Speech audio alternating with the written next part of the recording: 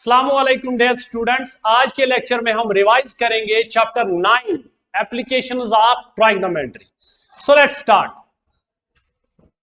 तो सबसे पहले इस चैप्टर में हमें जरूरत पड़ेगा what is the definition of sine theta. So जैसे हमने लेक्चर 1 में बताया था, sine theta is equal to perpendicular upon hypotenuse. शाबाश। उसके बाद cos theta is equal to base upon hypotenuse and tan theta is equal to शाबाश perpendicular upon base. तो साइन थीटा का डेफिनेशन, कॉस थीटा का डेफिनेशन एंड tan थीटा का definition. तो क्या होता है, हमारे पास एक राइट एंगल ट्रायंगल होता है। Let's have a quick review. तो हमारे पास एक राइट एंगल ट्रायंगल होता है। तो मान लो यहां पे थीटा है। So if this is the angle of interest, then this is the perpendicular, शाबाश, and this is the base and this is the hypotenuse. तो साइन थीटा का डेफिनेशन परपेंडिकुलर अपॉन हाइपोटेन्यूज याद रखना है। कॉस थीटा का definition base upon hypotenuse and tan theta का definition perpendicular upon base. ये तीनों डेफिनेशंस आपको याद होने चाहिए।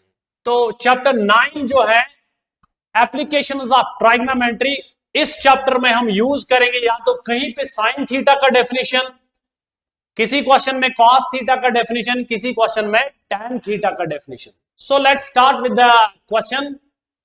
Exercise 9.1 question number 2।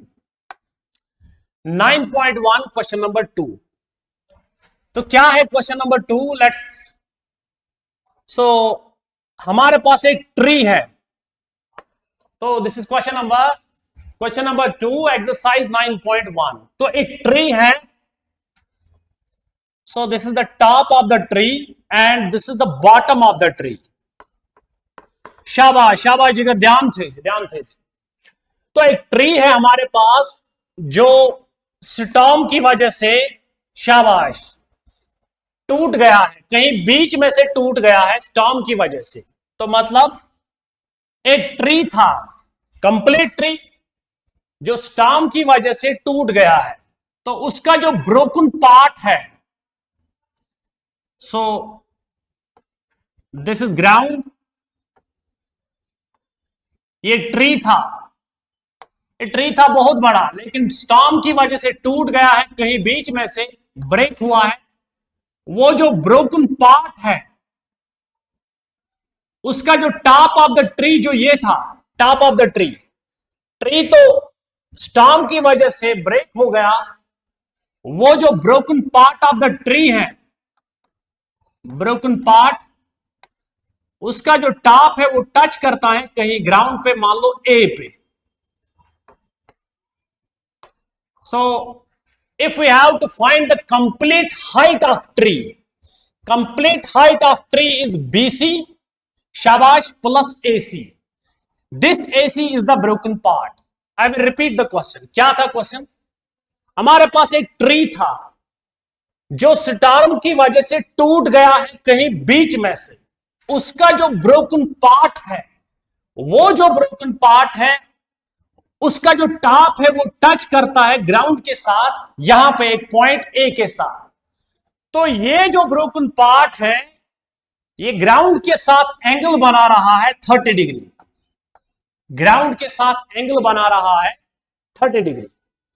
तो ये जो ब्रोकन पार्ट है, जहां से ये टच करता है ग्राउंड को, वहां से लेकर बॉटम ऑफ द ट्री, वो जो डिस्टेंस है वो दिया है क्वेश्चन में 8 मीटर। तो हमसे पूछा गया है what is the height of tree. Height of tree मतलब टोटल हाइट ऑफ ट्री एक तो BC होगा प्लस AC होगा, क्योंकि ये जो ब्रोकन पार्ट है इसको जोड़ के कंप्लीटली बनेगा tree. I will repeat once again. तो हमारे पास एक ट्री है जो स्टॉर्म की वजह से कहीं बीच में से टूट गया है। उसका जो ब्रोकन पार्ट है, वो जो टॉप है वो टच करता है ग्राउंड के साथ कहीं पे ए पॉइंट पे। and the broken part makes an angle of 30 degree with the ground. We need to find the height of tree. We need to find the height of tree. तो हमारे पास एक राइट एंगल ट्रायंगल आ गया. So we will use some definition. चले हम करते हैं cos 30 degree. cos का डेफिनेशन यहां पे लगाएंगे. cos का definition, angle of interest is this. cos का डेफिनेशन होता है base upon hypotenuse. So it is base upon hypotenuse. Okay, so cos 30 आया हमारे पास. वन से जिगरा बेस तो है AB and the hypotenuse is AC. यहां तक समझ आया. सो cos 30 होता है बराबर √3 अपॉन 2. ये ट्राइग्नोमेट्रिक टेबल में हमने सिखाया पिछले लेक्चर 1 में. cos 30 is equal to √3 upon 2 AB. ये जो AB ये तो दिया है गिवन 8 अपॉन AC. तो यहां से क्रॉस मल्टीप्लाई कीजिए तो बनेगा √3 times AC is equal to 2 into 8 that is 16. यहां तक समझ आया. उसके बाद √3 को डिवाइड करते हैं तो AC आ जाएगा 16 डिवाइडेड बाय √3. ठीक है. तो ये जो ब्रोकन पार्ट है उसका लेंथ कितना आया? 16 डिवाइडेड बाय √3. अगेन एक बार फिर से करेंगे. अब इस ट्रायंगल में हम करेंगे साइन थीटा का डेफिनेशन इस्तेमाल. साइन 30, लेकिन साइन का डेफिनेशन होता है शाबाश perpendicular upon hypotenuse. Perpendicular upon hypotenuse. Sine 30 होता है 1/2 के बराबर. Here the perpendicular is BC upon hypotenuse. Hypotenuse is AC. तो यहां से हम क्रॉस मल्टीप्लाई करेंगे तो बनेगा AC is equal to twice BC. तो हमारे पास आ जाएगा AC is equal to twice BC. शाबाश. क्रॉस मल्टीप्लाई करके हमारे पास आ जाएगा AC is equal to twice BC. But AC को अभी हमने फाइंड किया था, वो था 16 डिवाइडेड बाय √3. यहां पे फाइंड किया था हमने AC को, and this is twice BC. यहां से 2 को काटेंगे 2 1s एंड 2 8, तो BC निकलेगा बराबर 8 डिवाइडेड बाय √3. तो हमारे पास BC भी आया और AC भी आया. Therefore total height of the tree, जो होगा height of tree is equal to, वो आ जाएगा BC plus AC. BC plus AC. अभी तो BC हमने निकाला 8 डिवाइडेड बाय √3 और AC का हमने निकाला था 16 डिवाइडेड बाय √3. तो इसको सिंपलीफाई करेंगे तो √3 आ जाएगा 24 अपॉन √3. 24 अपॉन √3. आप इसको फर्दर सिंपलीफाई कर सकते हो रैशनलाइज करके, तो आप वो खुद भी कर सकते हो. That is 8 under √3. तो हमें निकालना था हाइट ऑफ ट्री. तो हाइट ऑफ ट्री जो है complete height that is BC plus AC. तो ये हो गया हमारा question number 2. Let's move to question number 4. तो क्वेश्चन नंबर 4 क्या कहता है?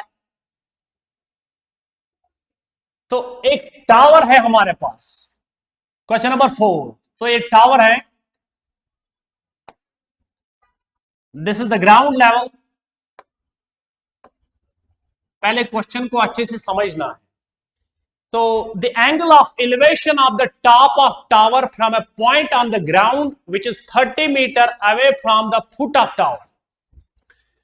तो एक टावर है हमारे पास और there is a point on the ground. मान लो कोई पॉइंट है A on the ground. जब यहां से हम नजर मारते हैं to the top of the tower, तो एंगल बन रहा है 30 डिग्री। क्वेश्चन में कहा गया है from a point on the ground angle of elevation with the top of the tower that is 30 degree.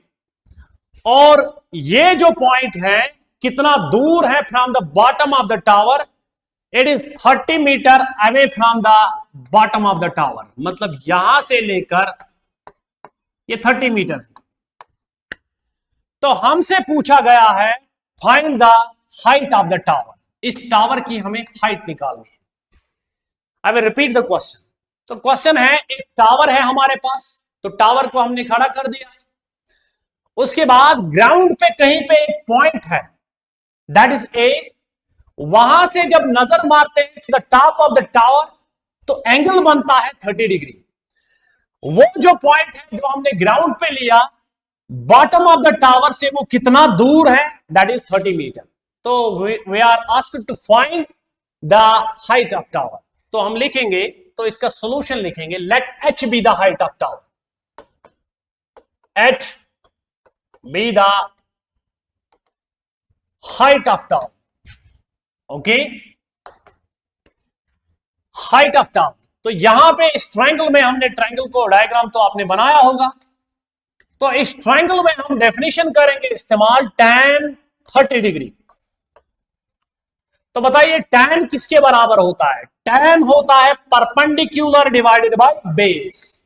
वहीं जो सवाल सर tan थीटा क्या करूँ इस्तेमाल, sin थीटा अगर कराओ वहां पे होता परपेंडिकुलर अपॉन हाइपोटेन्यूज। ये भी पता नहीं, ये भी पता नहीं, उससे हमें कुछ नहीं मिलेगा। साइन थीटा करो ना एम्बापत इस्तेमाल के, अगर साइन थीटा करो इस्तेमाल सुशासन बराबर परपेंडिकुलर अपॉन हाइपोटेन्यूज। आपको परपेंडिकुलर भी पता नहीं, हाइपोटेन्यूज भी पता नहीं, तो कुछ नहीं मिलेगा वहां से। अब अगर कास करोगे इस्तेमाल that is base upon hypotenuse. Base तो पता है, वहां से मिलेगा आपको हाइपोटेन्यूज। तो लेकिन हमें तो फाइंड करना है this height of the tower. So यही वजह कि हम इस्तेमाल करेंगे tan 30। अगर हम साइन इस्तेमाल करेंगे वहां से कुछ नहीं मिलेगा। अगर कॉस इस्तेमाल करेंगे तो वहां से हमें हाइपोटेन्यूज मिलेगा, जो हमें नहीं करना है फाइंड। हमें फाइंड करना है परपेंडिकुलर।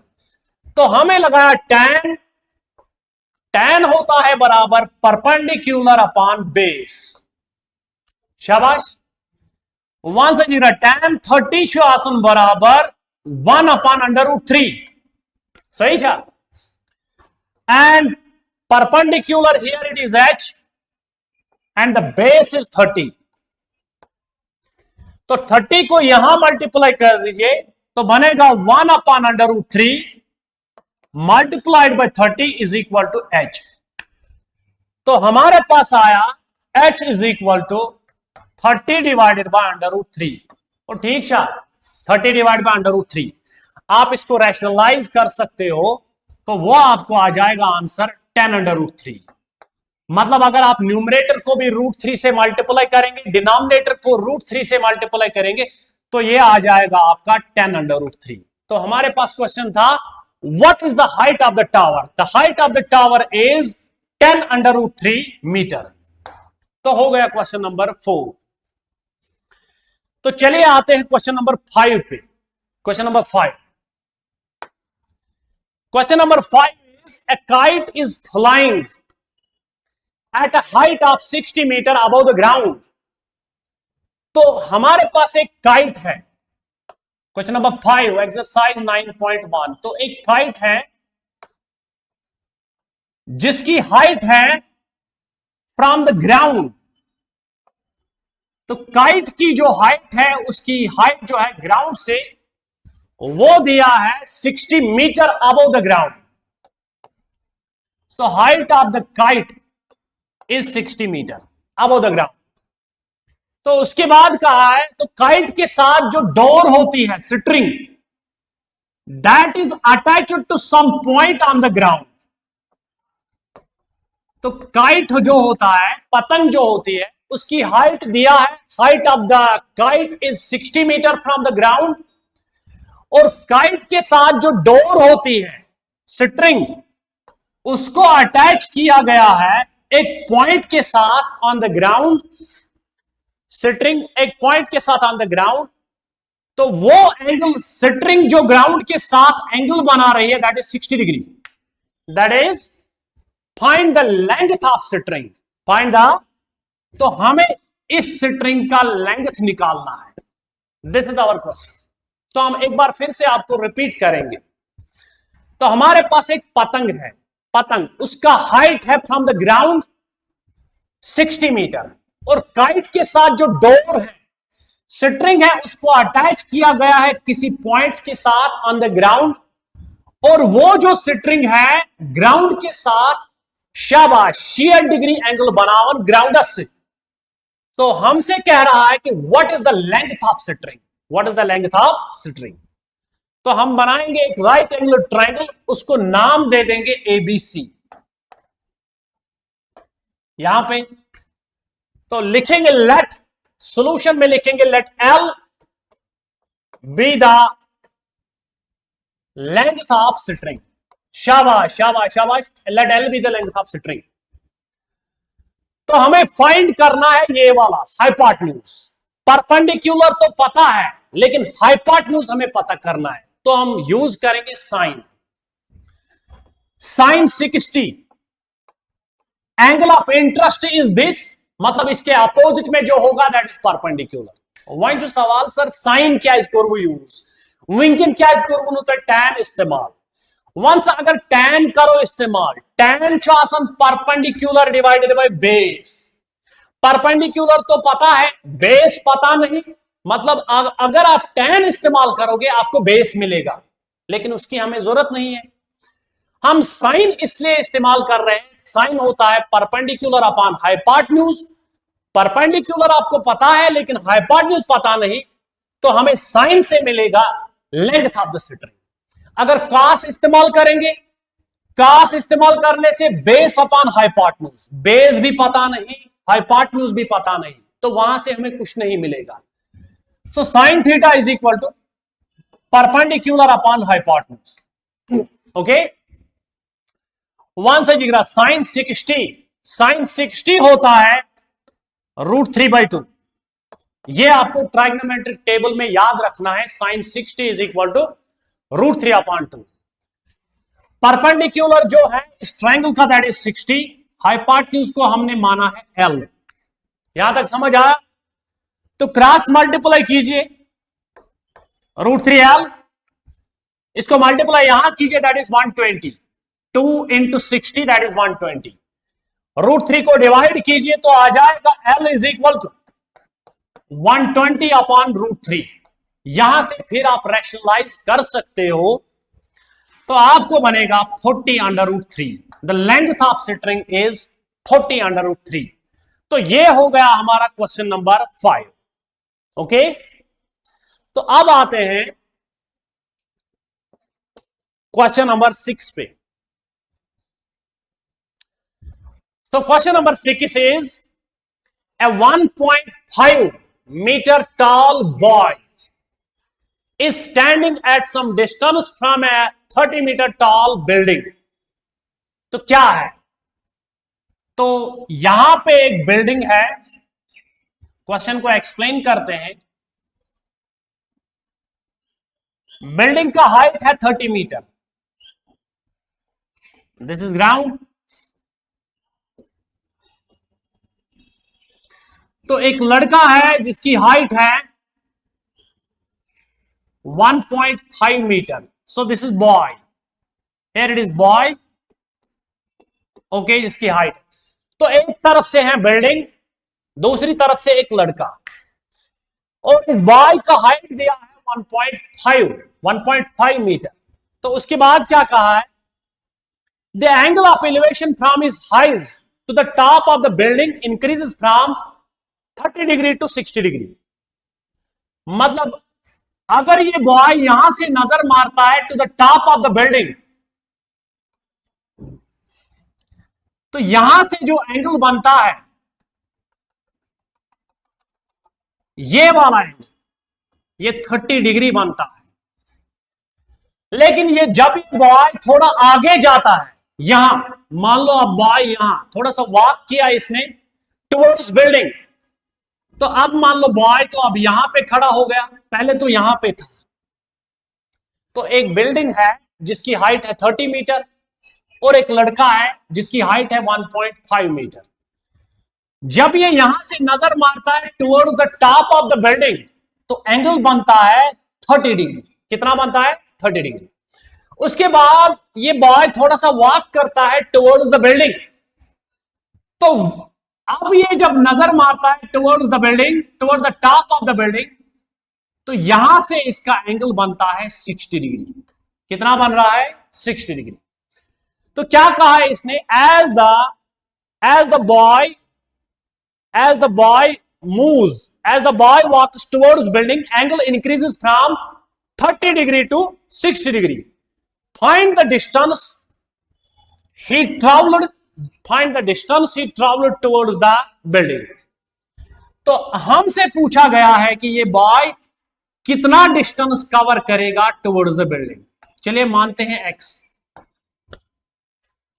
एक बार फिर से क्वेश्चन को हम एक्सप्लेन करेंगे। तो एक बिल्डिंग है हमारे पास और एक लड़का है। तो जब लड़का यहां से नजर मार रहा है towards the top of the building तो एंगल बन रहा है 30 डिग्री।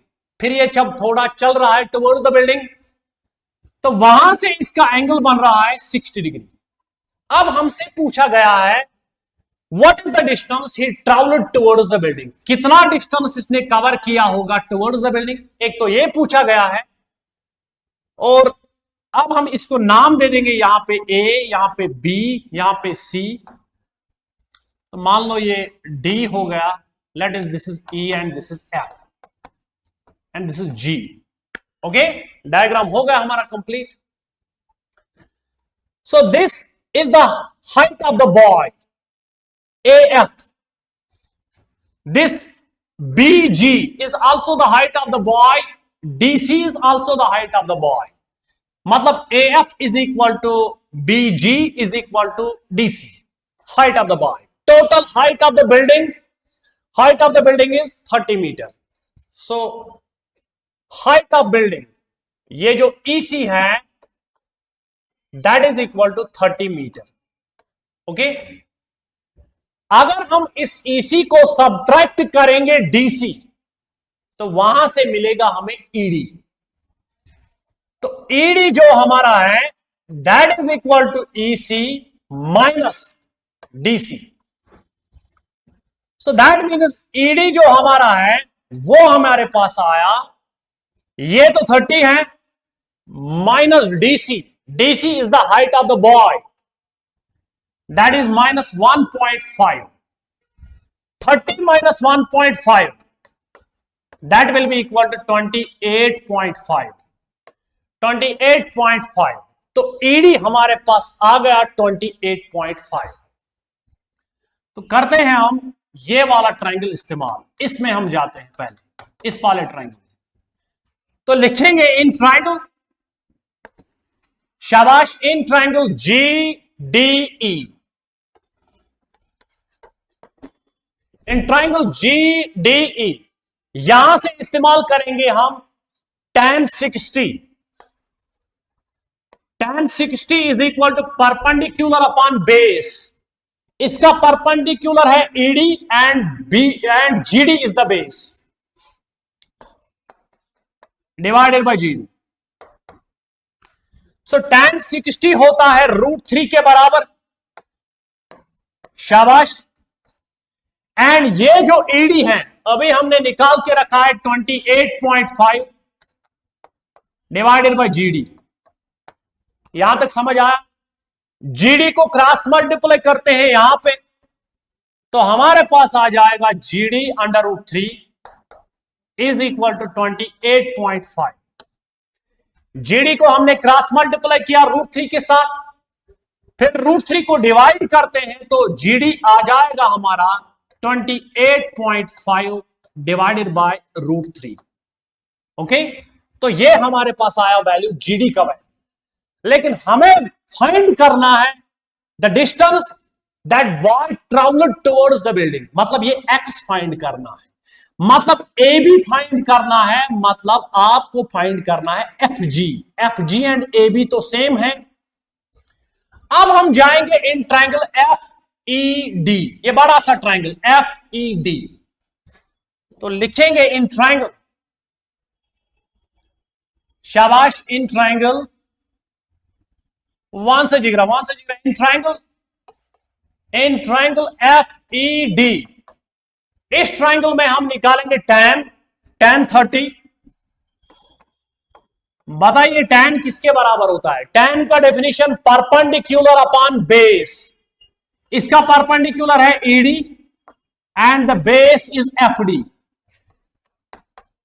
ओके, tan 30 होता है 1/√3।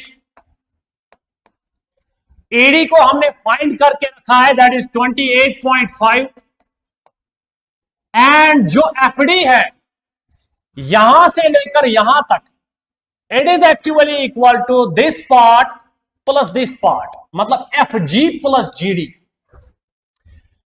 टोटल जो एफ डी है इसको हम लिखेंगे as a sum of two F G plus GD. F G के बदले एक्स डालेंगे प्लस जीडी के बदले हमने अभी वैल्यू निकाल के रखा है, दैट इज 28.5/√3। यहां तक समझ आया आपको? तो क्या किया हमने, एक बड़ा सा triangle that is F E D, इसमें हमने निकाला tan 30। tan होता है perpendicular upon base. What is the perpendicular? That is ED. ED is the perpendicular and base is FD. उस एफडी को हमने ब्रेक कर दिया है दो हिस्सों में, एक तो F G that is equal to X, और दूसरा जीडी, वो तो हमने निकाल के रखा है 28.5। अब ये जो डिवाइड में टर्म आया इसको क्रॉस मल्टीप्लाई करेंगे यहां, मतलब 1/√3 के साथ। अब मल्टीप्लाई होगा x plus 28.5/√3 is equal to, यहां से रहेगा खाली 28.5। यहां तक समझ आया? अब इस इक्वेशन को सिंपलीफाई करके हमारे पास आ जाएगा द वैल्यू ऑफ x, कितना डिस्टेंस ट्रैवल किया होगा उस बॉय ने टुवर्ड्स बिल्डिंग। तो इस इक्वेशन को सॉल्व करना है, अभी बहुत आसान है। यहां से बताइए 1/√3 into x, that becomes x/√3। 1/√3 into this 28.5 divided by √3, इसको मल्टीप्लाई करना है 1/√3, वो बनेगा 28.5 डिवाइड बाय √3 का स्क्वायर दैट इज 3। तो यहां से इज इक्वल टू है 28.5। अब इसको यहां से शिफ्ट ट्रांसपोज करेंगे यहां, तो बचेगा x divided by √3 is equal to 28.5 minus 28.5/3। Okay, यहां से 28.5 को हम कॉमन ले लेंगे, तो आ जाएगा x divided by √3 is equal to 28.5, common निकाला हमने यहां से, तो आ जाएगा 1 माइनस 1/3। 1 minus 1/3 that is 2/3। √3 को क्रॉस करेंगे उसके साथ, तो x आ जाएगा 28.5 multiplied bye 1 minus 1/3 that is 2/3, और हमारे पास है √3, उसको तो क्रॉस किया यहां, दैट इज √3। तो x का वैल्यू आ जाएगा, तो देखिए x का वैल्यू क्या आ जाएगा। So the value of x is 28.5 multiplied by 2, वो हो जाएगा 57। 28.5 multiplied by 2 that is equal to 57। तो बचा कितना? √3 डिवाइडेड बाय 3। √3 डिवाइडेड बाय 3 होता है √3 के बराबर। √3 डिवाइडेड बाय 3, √3 डिवाइडेड बाय 3 होता है 1/√3।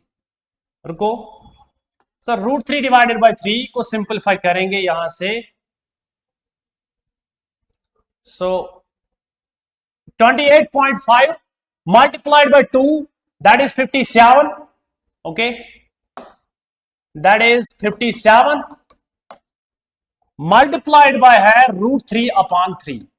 इस 3 को काटेंगे यहां से, 3 1s, तो 2 बच गए, 3 9, 27, तो x आ जाएगा हमारे पास 19/√3। This complete the question.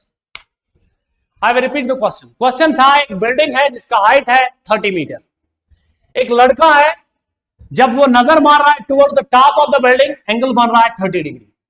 थोड़ा सा आगे चल के उसने जब नजर मारी टॉप की तरफ तो एंगल बन गया 60 डिग्री।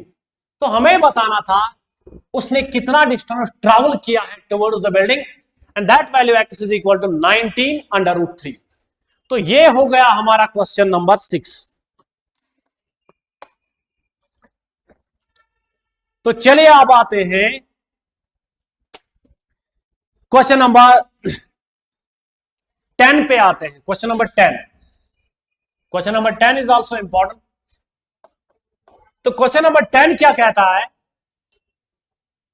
दो पोल्स है हमारे पास, 2 पोल्स। दिस इज पोल, मान लो first, of same height, this is the ground level. 2 poles of same height, तो 2 पोल हैं। So there is a pole 1 and there is another pole, pole second. उनके बीच में एक रोड जाता है, बीच में एक रोड, उसका है विड्थ, ये जो ग्राउंड है ये हम रोड, यहां से रोड है जिसका विड्थ दिया है 80 मीटर। शाबाश। तो width of the road is 80 metre. उसके बाद क्या है, सो दोनों पोल्स की हाइट सेम है, this is h and this is h। Okay, from a point between them on the road, the angle of elevation of the top of the poles is 60 degree and 30 degree. Find the height of the poles.